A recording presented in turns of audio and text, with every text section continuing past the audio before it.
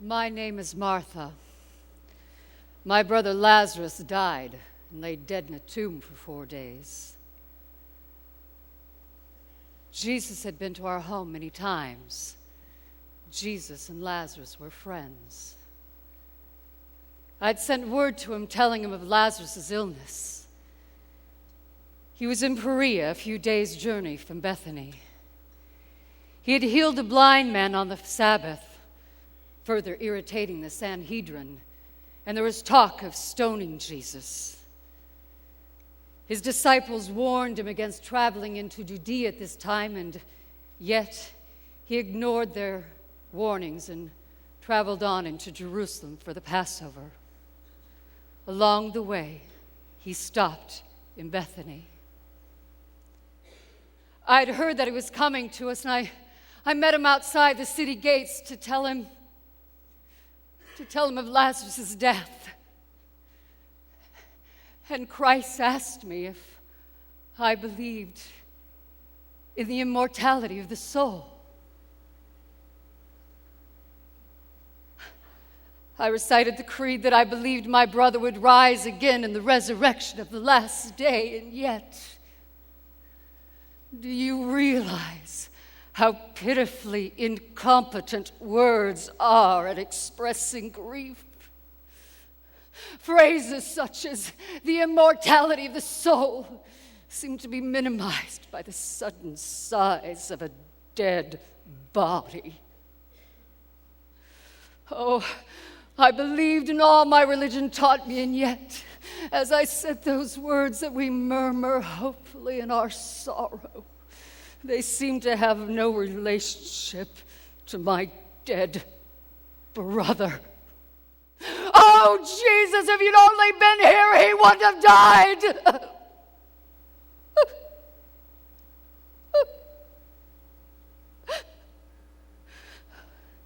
And Jesus said, I am the resurrection and the life. The man who believes in me will live though he dies. Can you believe that? I told him I believed him to be the Messiah. And then he told me to go get Mary, who'd not left the house when I did. I ran to meet him, all the time thinking like Martha, if he had only been here. Jesus was deeply moved by seeing our grief at our brother's death.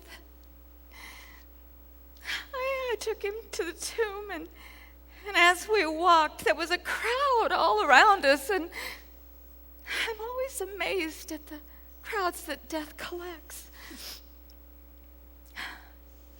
You appreciate the comfort, and sometimes hearing others weep with you sometimes seems to lessen your burden. But at such a time, I was surprised to find that we had a house full of company that needed to be sheltered and endlessly fed, and in some strange way graciously involved in the activities of grieving. It's helpful. It's all helpful. But the social nature of a funeral is such a surprising thing.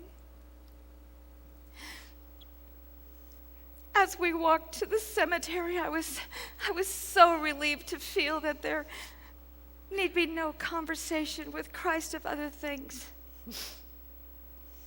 We usually do that,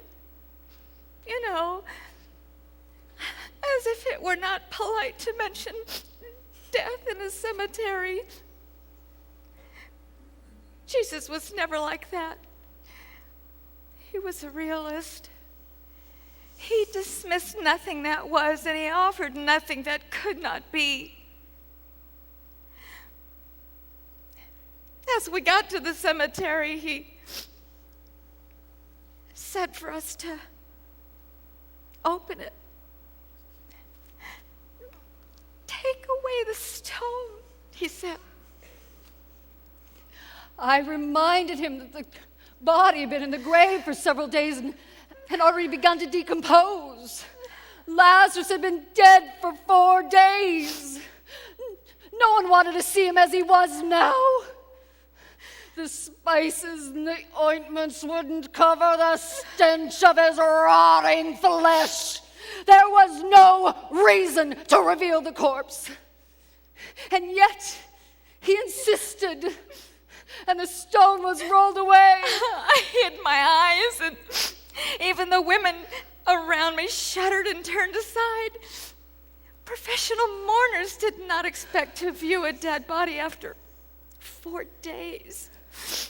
And then I couldn't believe it when I heard Jesus call out with a ringing command, "Lazarus, come forth." I couldn't believe it either. I knew he claimed to have some kind of power over death, and yet I had wrapped my brother's body, and I knew just how dead death is. Someone screamed, and I opened my eyes to see the form of my brother wrapped in grave clothes, standing just outside the tomb. He still had a handkerchief on his head, and he could scarcely move because his hands and his feet were still wrapped for death. And Jesus said, "Unwrap him and let him go home." I remember at first we were afraid to touch him. I don't know why. Well, perhaps we were disoriented by what had just happened. Victory over death?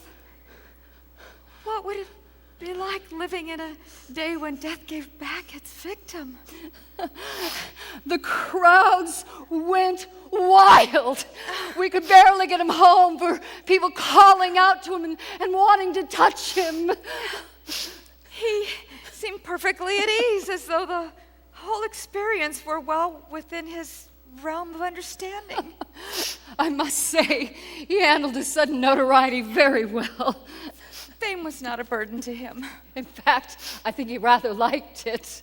Oh, he'd speak of his resurrection at banquets and at meetings and any event that could be scheduled. In fact, we used to tease him. He used more words to tell of it than Jesus used to do it.